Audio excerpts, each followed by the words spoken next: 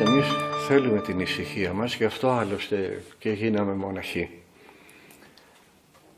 Αλλά πώς μπορείς να ησυχάζεις όταν ξέρεις ότι ο αδερφός σου κλαίει και υποφέρει?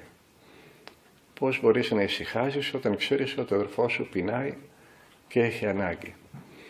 Σαν μοναχοί βοηθάμε όσο μπορούμε. Θα προτιμούσαμε ο κόσμος να ήταν ευτυχισμένος, να μην είχε ανάγκες, να καθόντουσαν στα σπίτια τους και εμείς εδώ να ασχολιόμασταν μόνο με την προσευχή. Αλλά τα πράγματα δεν γίνονται πάντα όπως τα επιθυμούμε και εμείς θα πρέπει να στηρίσουμε ο ένας τον άλλον. Δεν έχει λέγει ο Απόστολος Παύλος, τι είσαι ασθενή και ούχα ασθενό. Ποιος υποφέρει και δεν υποφέρω και εγώ. Δεν μπορούμε να αγνοήσουμε τον κόσμο. Είμαστε όλοι κομμάτια από το ίδιο σώμα, από το σώμα του Χριστού. Όποιο μέλος του σώματος και να αρρωστήσει και να χτυπήσει και να πονέσει και ένα δάχτυλο να χτυπήσεις και να πονέσεις, όλο το σώμα θα υποφέρει. Γι' αυτό ναι μεν είμαστε μακριά από τον κόσμο, αλλά και ο πιο απομονωμένος ασκητής πάνω στον Άθωνα θα προσεύχεται υπέρ υγείας, υπέρ σωτηρίας, υπέρ φωτίσεως, δεν μπορείτε να φανταστείτε γιατί πράγματα μας παρακαλούν. Κάποιες γυναίκες έγκυοι, τηλέφωνο, γέροντα, κάντε κομποσκήνη, θα γεννήσει η γυναίκα μου. Τι θα πεις, εγώ είμαι καλόκαιρος, δεν με ενδιαφέρει. Βάζεις ένα όνομα ακόμα στο κομποσκήνη. Το πρόβλημα είναι να μην αποσπάτε με δράση στον κόσμο κάποιος μοναχός που δεν έχει ασχοληθεί πρώτα με τον εαυτό του. Και αυτό δεν ισχύει μόνο για τον μοναχό, ισχύει για κάθε χριστιανό που θέλει να βοηθήσει τον συνάνθρωπό του. Πρώτα θα τακτοποιήσεις τον εαυτό σου, μετά θα στραφείς προς τους άλλους, ώστε να έχεις να προσφέρεις και έναν ισορροπημένο εαυτό. Όταν εσύ έχεις τα μαύρα σου τα χάλια, τι θα τρέξεις να προσφέρεις στον άλλον? Αυτά που δεν πρόσφερες στον εαυτό σου. Εάν αγαπάμε τους άλλους, θα ξεκινήσουμε από τον εαυτό μας.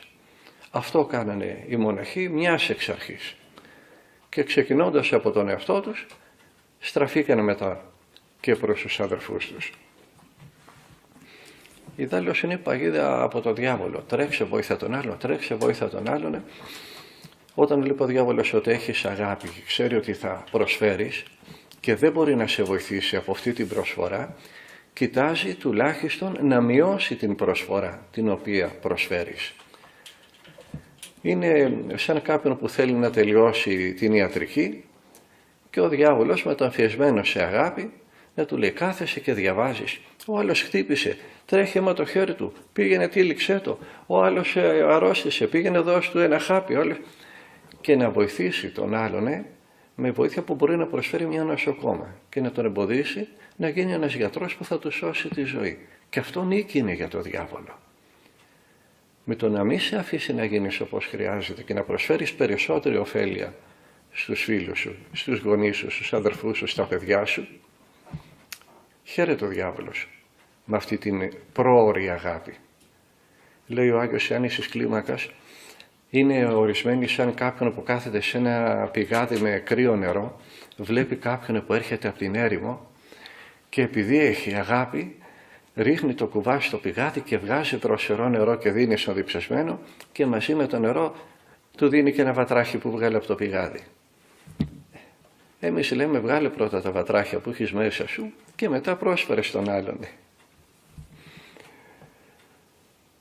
Αν ο άνθρωπος τακτοποιήσει τον εαυτό του με προσευχή, με εξομολόγηση, με Θεία Κοινωνία μέσα από τα μυστήρια της Εκκλησίας, τότε και η γυναίκα θα έχει έναν άντρα που είναι στα καλά του, τότε και τα παιδιά θα έχουν έναν πατέρα που δεν θα είναι νευρόσπαστο, τότε και οι φίλοι θα έχουν έναν φίλο που δεν έχει σαλτάρι. Γι' αυτό αν αγαπάμε τους άλλους θα ξεκινήσουμε από τον εαυτό μας. Και άθελά μας μετά βοηθάμε τους άλλους και χωρίς να θέλουμε. Αυτό κάνει και ο μοναχός. Ξεκινάει από τον εαυτό του και άθελά του μετά βοηθάει και τους άλλους. Βλέπουμε τον Εφραίμ της Αριζώνας. Ξεκίνησε από τη σπηλιά απάνω στον Άθωνα. Μπήκα, λέει, στη σπηλιά που του έδειξε ο γέροντας Ιωσήφ ο ησυχαστής και είπα πέθανες και είσαι στον τάφο σου. Και αποφάσισε να μην ξαναδώ ποτέ κανέναν. Επειδή πέθανε έτσι, τα έδωσε όλα στο Θεό, του τα έδωσε μετά όλα και ο Θεός. Και αυτός που έλεγε πέθανες και είσαι στον τάφο σου, βρέθηκε να λειτουργεί στον Καναδά, στην Καλιφόρνια και στη Χαβάη. Όταν γίνουμε όπως μας θέλει ο Θεός μετά μέσα από μας κάνει το έργο Του. Εμείς δένουμε τα χέρια του Θεού. Εμείς εμποδίζουμε το Θεό να κάνει τη δουλειά Του. Γιατί γίνομαστε όπως μας θέλει, ώστε μέσα από μας να ενεργήσει ο Θεός. Μέσα από ανθρώπους βαθάει ο Θεός στους ανθρώπους. Πότε είχε να δει ο κόσμος τέτοιο φαινόμενο σαν τον Εφραίμ της Αριζώνας?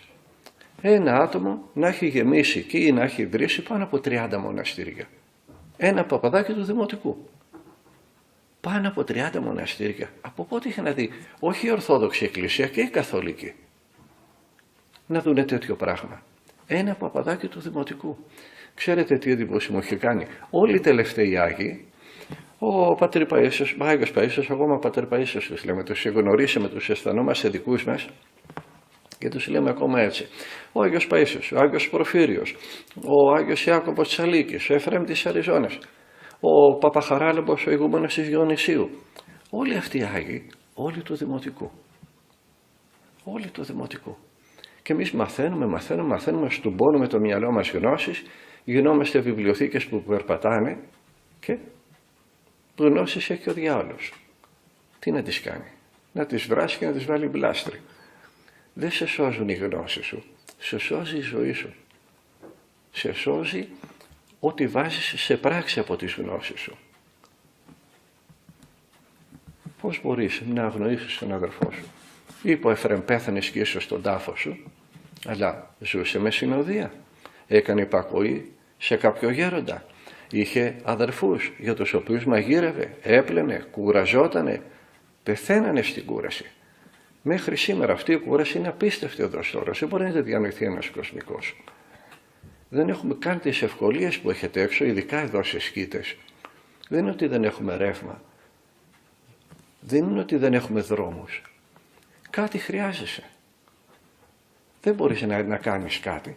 Αρρώστησε ένας πατέρας στα Κατουνάκια, δεν ξέρανε πού να τον επάνε. Είχε κοπεί από τον νοτιά η θάλασσα, κάποια ταχύπουλα δεν ερχόντουσαν, ας μην αναφέρουμε το πώς και το γιατί, τον πήγανε τον άνθρωπο στις Καρίες, καλέσανε ελικόπτερο να έρθει, θα έρθουμε, το ελικόπτερο αργούσε, λυπούμαστε, δεν μπορούμε να έρθουμε, χάλασε, έχει χαλάσει το ελικόπτερο, έχει βλάβει, πέθανε ο άνθρωπος. Τον εθάψανε. Είναι δυσκολίες που δεν μπορεί να τις φανταστεί ένας κοσμικός.